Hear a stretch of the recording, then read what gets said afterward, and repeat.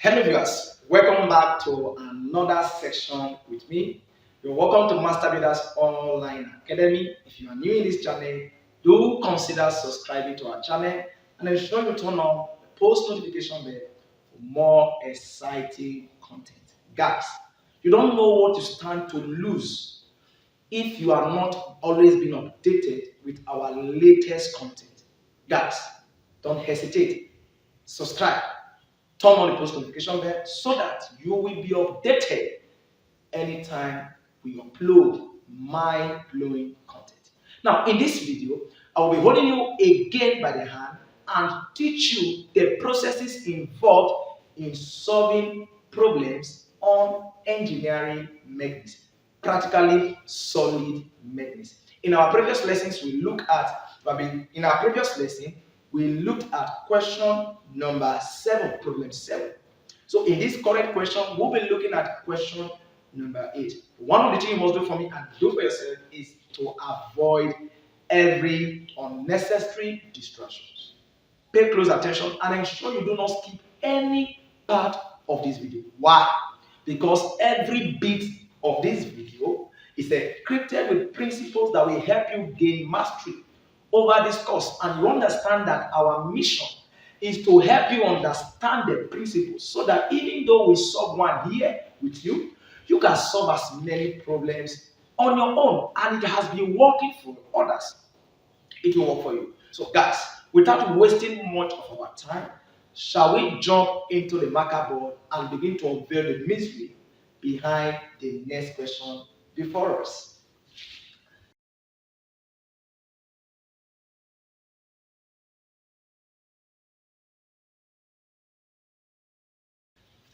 Now, on the board we have problem number 8. Find the circumference area of an I section about x and y axis through the center of gravity of the figure as shown below, of the section as shown below. Now we already have the section given to us. So what do you need to do? You don't need to panic. First, we are asked to find Ix and Iyy. But remember that it is impossible for you to find Ix and Iyy without first obtaining the centroid of this composite section. Remember that an I section is a composite section. So before you can actually obtain its moment of area about x axis and about y axis, it is very, very important that you get to know where the centroidal axis is located. How do we get this done? The first thing you do to help to get this done, or to be able to obtain the value of the centroidal axis or the center of gravity, is to check whether this section you are given is symmetrical about any of these axes, whether it is symmetrical to x axis or symmetrical to y axis. Guys, let me bust to it. Remember that an I section is always symmetrical about y axis, same way as this section which we looked at in problem number 7. So anytime you are given an I section is always symmetrical about y axis. And I remember in that video, our previous lesson, and I explained how to know whether a section is symmetrical about y axis and how to know whether a section is symmetrical about x axis. So if you get to understand that, if you have not watched that video, please kindly check the description of this video so you can see that particular video there, where you can identify or ascertain how a section is known to be symmetrical to x-axis or known to be symmetrical about y axis. Okay, now let me quickly give you a summary that if I divide this guy in the vertical direction, what I have to the left is what I have to the right. When you divide this way, normally what you have by shape, what you have on top will be equal to what you have beneath. But because of the dimensions are not the same, geometrically they look alike, but dimension wise they don't.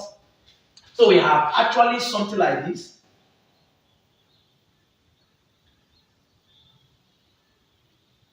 This is what we have. So if we divide like this, pass through, allow it to pass through the center. What you have this way, left, is equal to what you have to the right. But when you divide it this way, what you have on top is not equal to what you have at the bottom. But like I just mentioned now, geometrically, the shape at the top look like the one at the bottom. But dimension-wise, this shape at the top is smaller than the one at the bottom. So that makes this section to be symmetrical only to the vertical axis. Are you there? So because this section is symmetrical about y axis, the centroidal axis lies on this vertical direction. Are you there? It lies on y axis. So before we can have this done, now that we have ascertained that the centroidal axis lies in the vertical direction as long as the section is symmetrical to y axis, the next is to now take our reference line either from the top or from the bottom. And I have mentioned that in this video, we will be strictly using only the bottom reference. So what we do now is that we will take the bottom surface of this eye section as our reference line. So let's take a line at the bottom surface. Let's call it NN. It can be anything. You can call it SX. But NN, this is our reference line.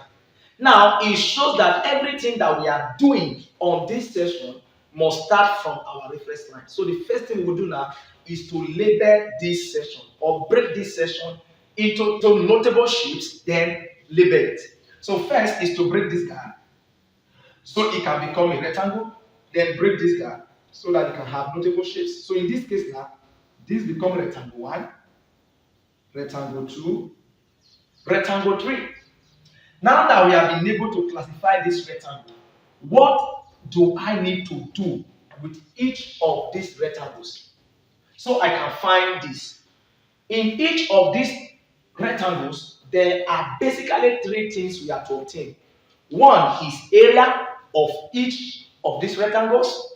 2 is the center of gravity of each of these rectangles. 3 is what? This moment of inertia or the second moment of area of each of these rectangles. So when we are able to get these 3 parameters from each of these sections, then this problem is solved. So how do we now get the centroid of these sections, one after the other? We will come to section 1. Like I explained before, all you need to do is to come to this edge, join it to this edge, which is a diagonal line. You've known that. If you have a rectangle, this is diagonal. This is another diagonal. So where they meet is actually the center of gravity. But in this case now, I won't be doing all of that. So I will just use my eye gauge to assume that somewhere here, I know my eye gauge is something very, very perfect. Yeah, very perfect, right? So this point becomes my center of gravity for this section. So I will trace this center of gravity in the horizontal direction. Then I will call this y1. Same thing I will do for this. Take it from this corner to this corner, take it from this corner to this corner. Then somewhere here is where they will meet. And this point where they are meeting, when you take it out again, parallel line to our reference line, this becomes y2. Similarly, we'll do the same thing for section 3 and it will fall on this point. Then we'll still trace it out with the horizontal line parallel to our reference line. Then this will have given us y3. Now we have been able to locate the position of each of the center of gravity of these sections. Now the next is we need to calculate the area and calculate the centroid. Calculate the area and calculate the centroid. Calculate the area and calculate the centroid. That is how it is. Then once we are able to get these values, we will use this to get the center of gravity of the composite section, the T section. It's as simple as this. So you find out that this thing is very, very simple. I know that with this explanation so far, you can solve these problems on your own. You see how wonderful it is. So cool. All right. Now, so very quickly, what do we do? Now we have taken this as a reference line and we have put down solution. We need to know the dimension of each of these sections. The dimension of each of these sections. What are the dimensions? Now, for section 1, I know that from here to here is 125, and from here to here is 25. Now, from this section, I know that from here to here is 12, and from here to here is 100. But for this section, we were given that the thickness of this web is given as 12 mm. Okay? This is given as 12 mm. So the thickness is given, that means from here to here is given, but what is now from here to this end?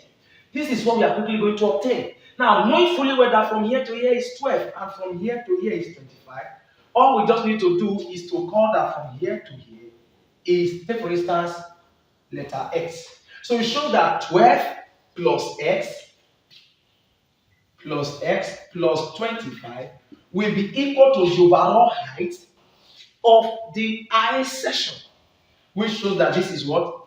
150. So when you sum up this segment to this segment and this segment, it will give you the overall height of the section. So by the time we add this to this, x will have given us what? 150 minus 37. Because when we add this to this, it will give us 37. And when it crosses from left hand side to the right hand side, it changes to opposite side. That's why we have this negative sign here. So by the time we remove 37 from 150, the value of x will have given us 113 millimeters. Remember that we were given that all dimensions are in millimeters. All dimensions in millimeters. Okay? Alright, that's not a problem anyway. So it shows that this center here is 113. So it is not every time like the first problem we solved in problem 7 that all the dimension of the shapes will be given. But parameters are available to help you obtain the dimensions that are not given to you. Are you there? Which we have just done so far. Now, we have gotten all the dimensions of these sections. So, what else do we do? The next thing we are quickly going to do is to start taking these sections one after the other. So, we start with section 1. For section 1, what are the things we find there? First is to find the first two things, which is the area and the centroid. So, section 1, I have area 1 and y1. So what will be my area 1? Area 1 would have what? 125 length times breadth times 25. It's as simple as this. And this will give us 125 mm squared if you multiply this by this. Then as we move further, the next thing we do is to find the centroid. Now remember that the centroid we are obtaining is with respect to y-axis. So you see, this is y, this is y, this is y. That means to find this value, you only need to make use of only the vertical distance of each of these sections. Are you there? So you make use of only the vertical distance. It's only when you are finding x that you make use of horizontal distance. So in this wise, we are using only the vertical distance. Have you gotten another principle or another key secret? It's just all about secrets. It's as simple as this. Oh, I will be somebody's friend. I know you will take me out. I deserve a bottle of Heineken after this class. All right, let's continue.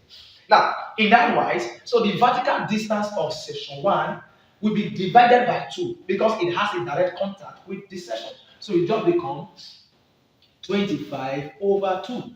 And when we divide 25 by 2, this will have given us 12.5 millimeters. Now we have successfully obtained the parameters, the first two parameters for section 1. Same way we do for section 2 and section 3. Now we go ahead with section 2. For section 2, we have area 2 and y2. For area 2, what do we do? When we come here now, this is the length, this is the breadth. So we are going to multiply 113 by 12. So we have 113 by 12. And when we multiply this will have given us 1356 squared. That will give us the outcome. So the product of 113 by and 12 is 1356 squared. Then finally we will obtain the vertical distance of this section, the centroid. So the centroid started from what? The reference line to the center of section 2. And like I explained before, which I am taking my time to explain again in this video, is that one of the ways to solve these problems effectively is that you must understand the principles behind it. You only take half of the section you are considering. Are you there? So you don't need to take half of everything from here to here. No. So what you do is that you need to check if section 2 has a direct contact with our reference line at the bottom surface. Remember, this is where section 2 started from. That means it does not touch the reference line. So the question now is, what is the gap between section 2 and our reference line? Is this clear enough? That is a key. So that's the secret. So as long as section 2 is not directly connected to our reference line, we need to put down the distance between the reference line and the point where section 2 starts from. And that vertical distance between them is 25. So section 2 started its journey after 25 millimeters away from the reference line. Then we pull that 25, so we can now get half of the vertical distance of section 2 itself. And the vertical distance of section 2 is 113. And when we divide this by 2, added to this, we will have this as 81.5 mm. It's as simple as this. We are done with the primary values we need for section 2. Now we go ahead to section 3. For section 3, we have A2, A3, and we have Y3. For A3, we will use the area of this section. And the area of this section is 100 by 12. So this would have given us 100 by 12. And this will give us 1,200 mm squared. As simple as this. Then the next is what to find the center of gravity of section 3. We started from our reference line to the center of section 3. But knowing fully well that there is a very big gap between section 3 and the reference line. So those gaps between section 3 and the reference line must be considered before you now add half of the vertical distance of section 3. It's as simple as that. So when we come here, we will find out that before we get to section 3, this is where the reference line is, and this is where section 3 starts from. So what is the distance from here to here? It will be 25 plus 113. Remember that the vertical distance of section 2 is this. So I will put down the vertical distance of section 1 plus the vertical distance of section 2 before we now get half of the vertical distance of section 3, which is what? 12 divided by 12. When we have this done, this will give us 114 mm. It's as simple as this. Now that we have gotten all of this, what next? The next thing is to what? Find the centroidal axis parallel to the base. So the centroidal axis,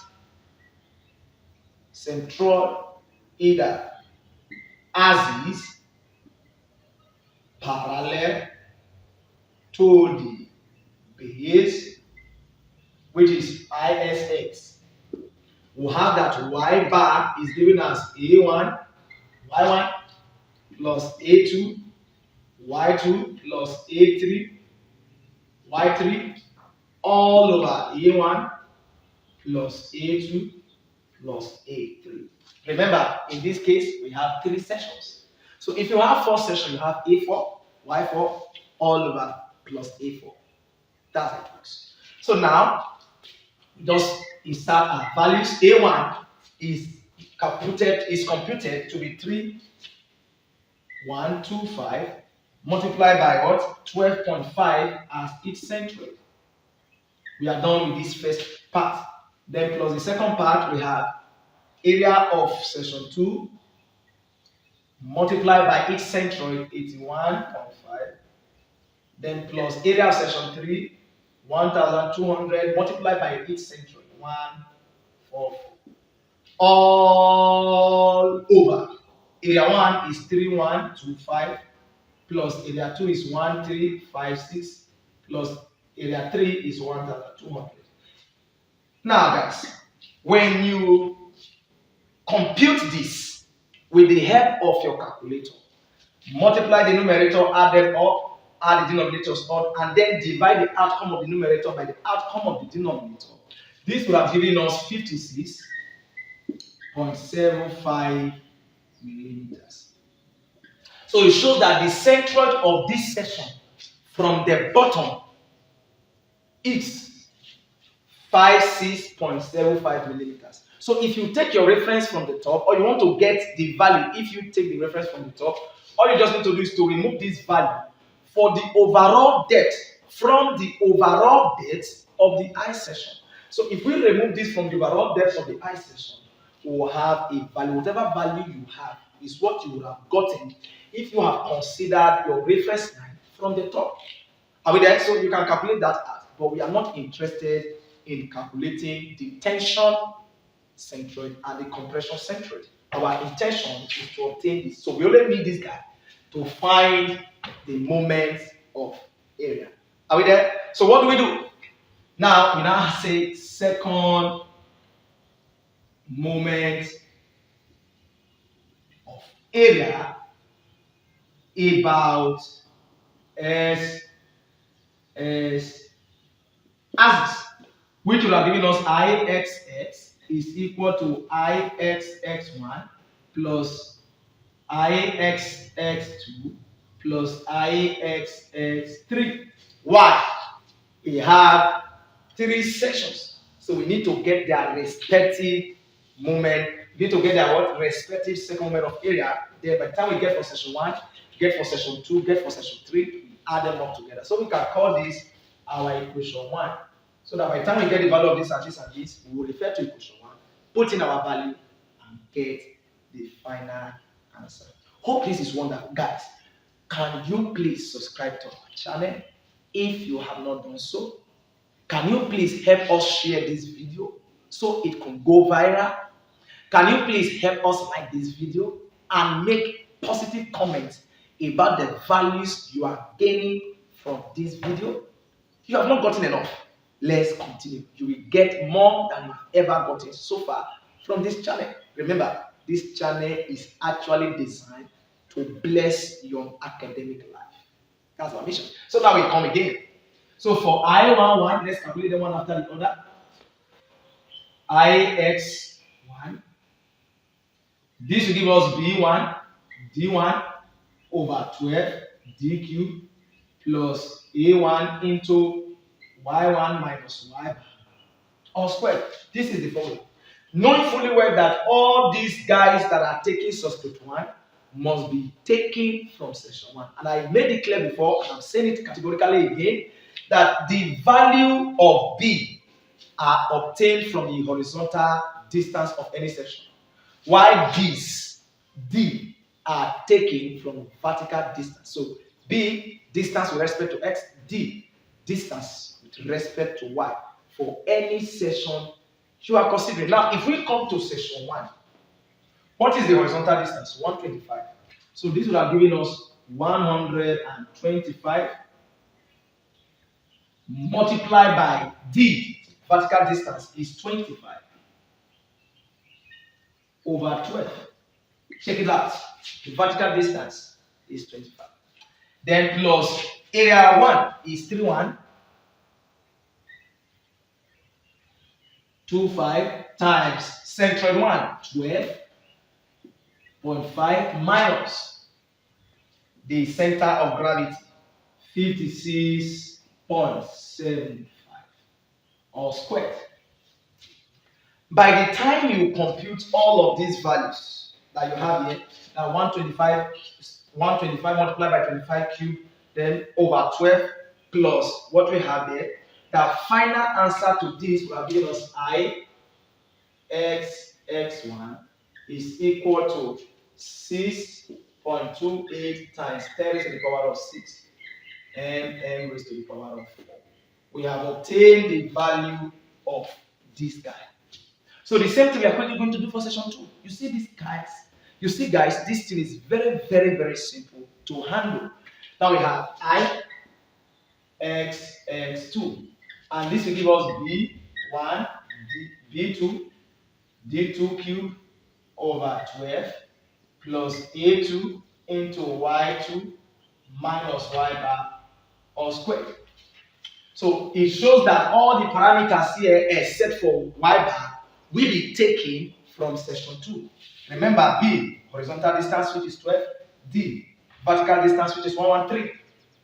So we have 12 into 113 cube over 12 plus area for section 2 is 1356 into centroid 81.5 minus center of gravity 56.75 all squared. So now, by the time we compute this with the help of our calculator, we will have 2.27 times 10 raised to the power of 6 and raised to the power of 4. The same thing we will do for session number 3. So we come again to this session. This is session number 3. 100 by 12 or 12 by 100. Are you there? 100 by 12. So in this case, we have ISX3 is equal to B3 D3 cube over 12 plus A3 into Y3 minus Y bar all squared. With this formula, it shows that all the parameters for this question or for this formula won't be taken from section 3. Knowing fully well that B represents the horizontal distance in section 3 and D stands for the vertical distance in section 3. Therefore, the horizontal distance is 100, while the vertical distance is 12 over 12, plus the area is 1200 A3, 1200 into Y3, 144 minus 56.75 all squared. And by the time you compute it, this will give us 9.15 times 10 raised to the power of 6 and squared. This is what we have. So what do we do now? To obtain the general value for this, the answer becomes IXX will be what? The sum of all the values we have from section 1, section 2, and section 3 using equation 1. So in using equation 1, we just put in their values, which will be what? The value of this guy is 6.25 plus the value of the other is 2.20 plus the value of the other is 19.15. This is what we have. 28. It is supposed to be 28. 6.28. Then all multiplied by 10 raised to the power of 6 and raised to the power of 4. I just take the standard out. Okay? So by the time we add all of these values that we have here together, this will have given us 17.7 times 10 raised to the power of 6 and raised to the power of 4. This is the answer to the second moment of area about S axis. So very quickly we'll look at the second moment of area about Y axis. Now remember, I mentioned earlier that in finding the second moment of area about Y axis, it is something very simple. What do you need to do? All you need to do is to ascertain, as long as you have agreed or you've identified that this section is symmetrical about Y axis, all you just need to do is to take only this part for the 3. You don't need this part because the value of x1 is equal to x2 and is equal to x3 and all is equal to the centroid. Now, merely looking at this section, based on how we identify the centroidal axis for this section, if you trace here up, you will find out that all the center of gravity for the 3 sections are lines in the y direction. So as long as they are aligned, if you decide to get the value of s from the left end to this center or from the right end to this center, you will find out from each of these sections, it will give you the same thing, which will have what? 125 divided by 2. As simple as that. It's just simple as that. So if this is taken, what x? All we just need to do is to what? Obtain the second moment of area for the second section. So now we have second moment of area about y axis. So about y axis we have I y is equal to I y1 plus I y2 plus I y3. So now the question is for I11. How do we get it? Now, since this section is symmetrical about y axis, we only need d1 over 12 plus d2 over 12 plus d3 over 12. Like I said before, you see I have not put the cube. Since we are obtaining y now, we will now be cubing the horizontal distance or length. So now this will have carried the cube, this will carry the cube, this will carry the cube. It's as simple as this. While for the other, when you are looking for x, it is d that carries cube. When looking for y, it is b that carries the cube. So in this case now, remember you are using these values, changing the powers. That's all. So this is 125 cube into 25 over 12 plus the next is just change this cube 12 cube into 113 over 12. Then the other is 100 cube into 12 over 12. Now by the time you simplify this to its least level with the help of your scientific calculator, you will have 5.09 times 10 raised to the power of 6 and n raised to the power. This is the answer to this very question. So guys, the second moment of area for about I axis is this. The second moment of area about y axis is this. This is what this question required us to obtain. Now we have successfully obtained this value. So for subsequent classes, we will look at figures that are not symmetrical to either SS axis or YY axis. And I know you will love to understand how problems of such are solved. Guys, don't worry. All you just need to do is to help us share this video. Ensure that you allow this content to go viral via your mode of sharing. Like this video, make your necessary comment at the comment section. Guys, say something good about us and let the world out there have access to this content you have access to for free.